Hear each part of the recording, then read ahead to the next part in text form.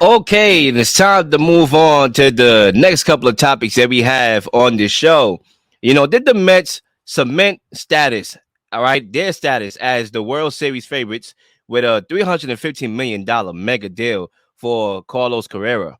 And you know what, Zach? Me not being the baseball savant here on the show, I do have a point that I just want to throw in there before I pass the mic over to you to bring us home. I would say this. Steve Cohen, he's doing a very unique job in the way how he's building the team, right? Because I was reading up on it this morning, right? And the way how he's spending and going all in is, I feel like it's going to force MLB owners to look themselves in the mirror and be like, listen, what am I doing? I need to step my game up to build a team that's ready to win now, to build a win now operation. It always takes one person to set the mark to do so, right? Obviously, they just signed Justin Verlander, okay, to a 2-year, $86.7 million deal with some other pieces that they added to the bullpen. And now they're going all in. We want to win a World Series. And it's very reminiscent to me about a guy that we know on this show, Sean McVay, and what he did with the Rams in this, F the picks. Let's go all in. Let's get talent because talented people win games. They win games. And when we win games, we potentially can win a championship. So I think when you talk about how in the National Football League, everybody followed that blueprint. Everybody, after McVay did it, the Buccaneers did it. Tom Brady, weapons. Let's go win a Super Bowl. Okay, now you look at this league today in the NFL and how we translate that to the MLB. Everybody is going all in. The Eagles adopted that format. Everybody is. The Dolphins, everybody. And I think what Steve Cohen is doing right now in the MLB is going to force these owners to step their game up and spend big so they can put a win now operation in front of the public.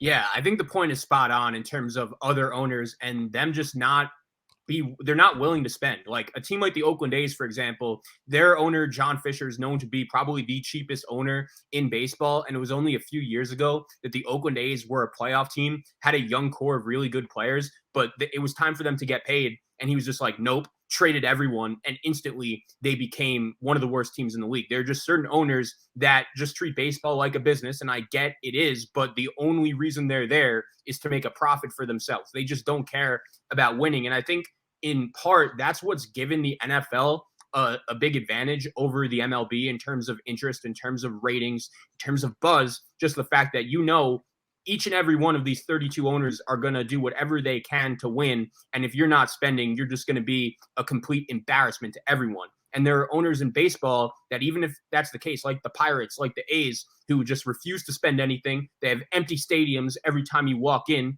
No one really cares. And you can't blame the fans because if the owners don't care about winning and putting a good team on the field, why should the fans care? That's a problem in baseball. Owners that refuse to spend. And I hope that Steve Cohen changes that. But these owners are just complaining. They probably should have never voted this guy in to buy the Mets to begin with, because the thing you could say about Steve Cohen, which as a fan, that's all you could ask for as your owner. Just do whatever it takes to win. And I think that's also why these fans of other teams are really upset, because you see, like, the owners have this money. Like, they're not in some financial crisis. They have plenty of money to spend and add good players and to be a winning team. I know, like, the Texas Rangers giving Jacob deGrom the bank, like, a lot of people question the contract. Oh, do you give him a 4th or 5th year? When you're the Texas Rangers and you just built a brand new ballpark and you're trying to win and do whatever it takes to just make your team relevant again, yeah, that's going to generate interest. And the simple concept of spending money, that's going to make you more money in the long run. The Mets ticket sales are off the rails since they signed Correa. It's a lesson to these owners. If you spend and you show these fans that you're willing to win like Steve Cohen did, then you're going to get a good result. And just from a Mets fan as well, that perspective, like, losing Jacob deGrom was obviously tough. A guy that won 2 Cy Youngs in Queens, a guy that was here all of his career. I know a lot of Met fans in our age range looked at Jacob deGrom like Tom Seaver when they've never really seen a Met not named David Wright spend his whole career in Queens. But for the money he got, the contract he got, I was not the biggest Jacob deGrom fan. He cared a little bit too much about himself and his individual accolades, and just coming back throwing 101 miles per hour, even though it would take it took way too much time. He could have came back way earlier.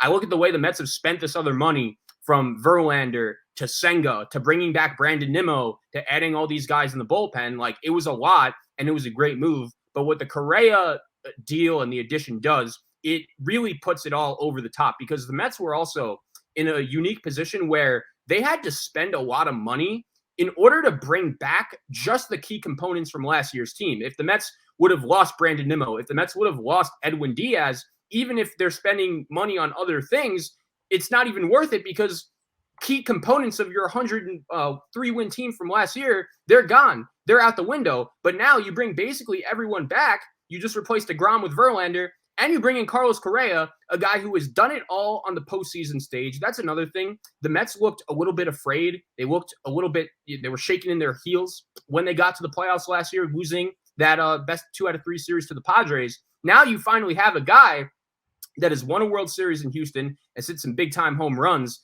And when I woke up on Tuesday morning, I couldn't believe what I saw after that Correa his deal fell apart with the Giants after the confusion after the physical. And Steve Cohen, man, just does it again. You can't ask for anything more from your owner.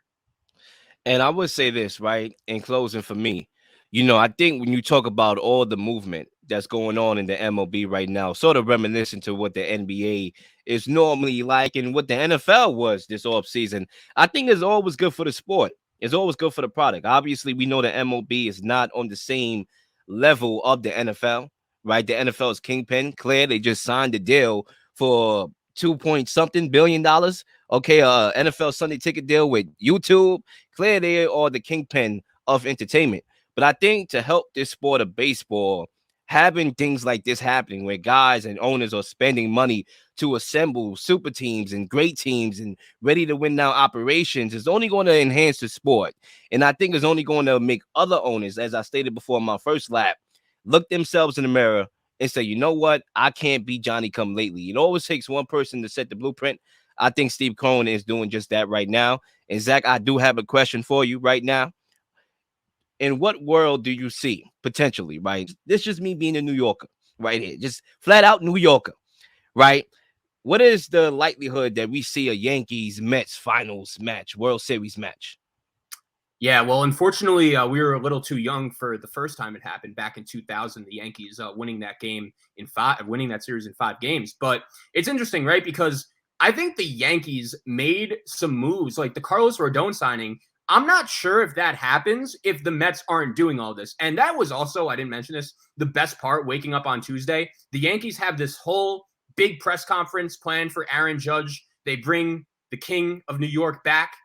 They also name him captain. They have Derek Jeter in the building. If nothing else would have happened, this would have just been the story of baseball. But Steve Cohen he owns the headlines. He takes all the media attention back by signing Carlos Correa. And the Yankees are interesting, right? Because I think their rotation is elite. It's really good with Garrett Cole and Nestor Cortez and now Carlos Rodon. I would have had no problem if the Mets brought him in. But kind of like the Mets, the Yankees spent a lot to bring back Aaron Judge. They spent a lot to bring back Anthony Rizzo. And the lineup is the same. Like, it's the same lineup that got smacked around by the Houston Astros in the ALCS. And this is why I think the Correa move was so important. As much money as the Mets spent in the offseason prior to this, it didn't really definitively make them better than last year, and which would have been hard. That was a 103-win team. That would have been a really good team. But now the Mets took, on paper, at least a 103-win team from last year. They got better. I think it's possible. I'll say this. The Subway Series games are going to be electric based on the amount of star power that's going to be there, from Scherzer to Verlander to Rodon to Garrett Cole to Aaron Judge and Anthony Rizzo, Stanton. Like, it is going to be must-see TV with a ton of star power when the two New York teams go at it during the Subway Series in the regular season. And God forbid we got them in a postseason series in the World Series, man. That would be something special and something New York baseball would remember for a long time. And I think Met fans are really going to remember this little stretch of the last few weeks for a long time as well. Lots of star power in New York City. Knicks, you better step your game up, bro. Because when you talk about the Nets, you talk about the Mets, when you talk about the Yankees, the Knicks, you need to step your game up, bro. You being the biggest franchise possibly as far as like value in the whole New York area, in the whole New York market. So